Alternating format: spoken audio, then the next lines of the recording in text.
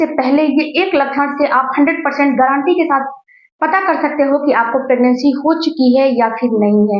आप प्रेग्नेंट हो चुके हो कि नहीं हो चुके हो। कौन सा ये सिम्टम्स है और इसको कैसे आपको जानना है, कैसे आप इसे चेक करोगे, कब चेक करोगे और फ्रेंड्स आपको कैसे समझ में आएगा कि अब आपको प्रेगनेंसी हो चुकी है। हेलो फैमिली, आपका हमारे यूट्यूब चैनल में बहुत बहुत स्वागत। अभी पीरियड मिस नहीं हुए हैं लेकिन फिर भी ये जिज्ञासा है कि हमें ये जिज्ञासा है कि मुझे कोई भी ऐसा जो है सिम्टम्स नजर आए, कोई भी ऐसा क्लू मिल जाए जिससे कि हम ये पता लगा सकें कि अब हमारी प्रेगनेंसी हो चुकी है। तो यहाँ पे फ्रेंड्स मैं एक लक्षण जो मैं आपको बताने वाली हूँ, अगर इस लक्षण को देखोगे, समझोगे तो आपको 100% आपको समझ में आ जाएंगे। इस लक्षण को आपको जैसे कि आपका पहला महीना है तो आपको पहले महीने में नहीं समझ में आ जाएंगे, नहीं आएंगे। इसको आपको टेस्ट करने के लिए कम से कम 1 से 2-3 महीने समझ में आएंगे कि आपको प्रेगनेंसी हो चुकी है।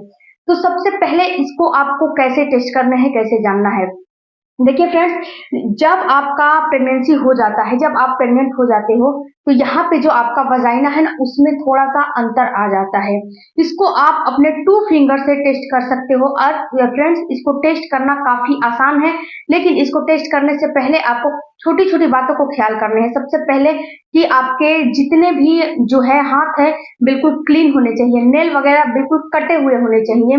और इसको केवल एक पोजीशन में ही चेंज करने हैं। ये नहीं कि आज इस पोजीशन में चेंज किए तो कल दूसरा पोजीशन में चेंज करोगे। ऐसा जैसे कि आज इस पोजीशन में आपने टेस्ट किया तो कल दूसरे पोजीशन में आपको टेस्ट करने हैं, ऐसा आपको बिल्कुल नहीं करने हैं। एक पोजीशन में, एक जैसे पोजीशन में जब आप टेस्ट करोगे तो तब ही आपको समझ में आएगा कि आपको प्रेगनेंसी हो गई है या नहीं हुई है।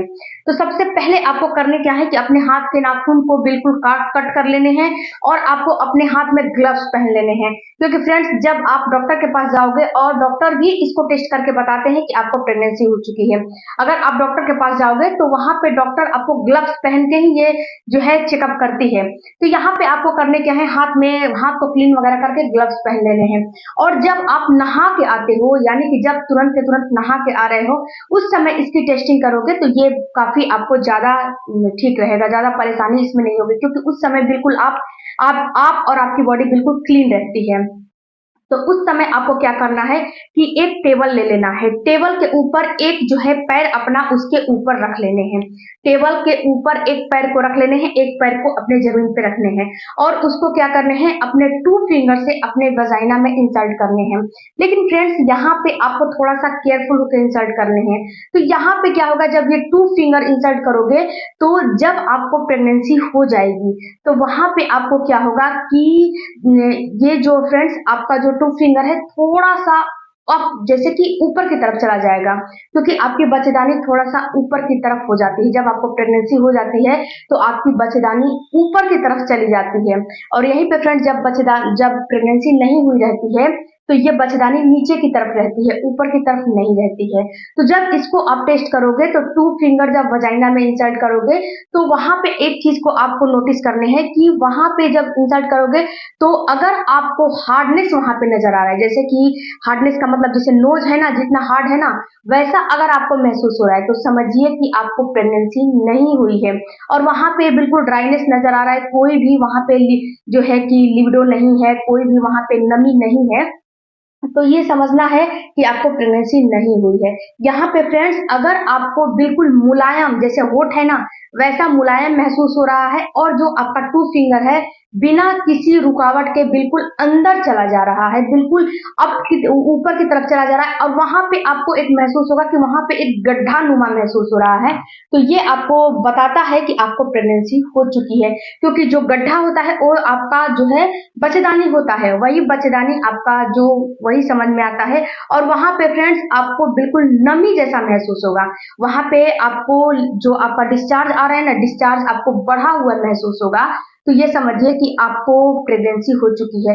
और जो वहां पे मुलायम ऐसा होगा ना कि जैसे रुई नहीं होता है उसको आप छूते हो या फिर अपने वो होठ जो है होठ को छूते हो, वैसा आपको बिल्कुल ही मुलायम महसूस होगा। तो अगर ऐसा महसूस हो रहा है तो समझिए कि आपको प्रेगनेंसी हो चुकी है। और फ्रेंड्स, आपको 2 फिंगर ही इंसर्ट करने हैं।